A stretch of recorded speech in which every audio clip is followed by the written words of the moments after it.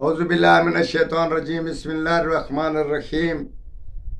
एक तजर्बे में प्रोफेसर सईद अहमद राठ साहब को एक चीज़ लगी है और बहुत सारा तजर्बा किया। 50 से 100 साल का तजर्बा, 50 साल हमारे उस्तादों का तजर्बा है।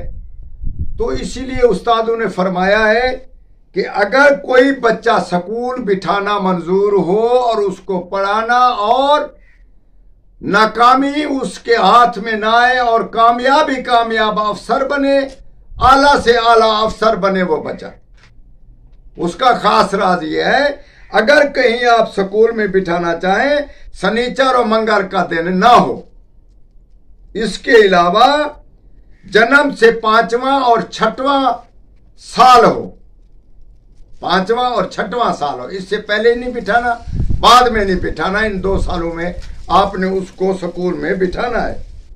मांग से लेकर 8 तक कोई महीना हो उसमें आप स्कूल में बिठाएं, इफ्तिताह करें। इसके अलावा चांद की 14 तारीख ना हो, उस बच्चे को आप किसी स्कूल में कहीं से भी आप स्टार्ट करें, ऐसा वो बच्चा तरक्की करेगा कि मुल्क का बादशाह, वजीर और वज़रा बन सकता है, आला से आला अफसर बन सकता है। उसका दिमाग ऐसा, और अल्लाह के यहाँ से वो बहुत ही कामयाबी हासिल करेगा।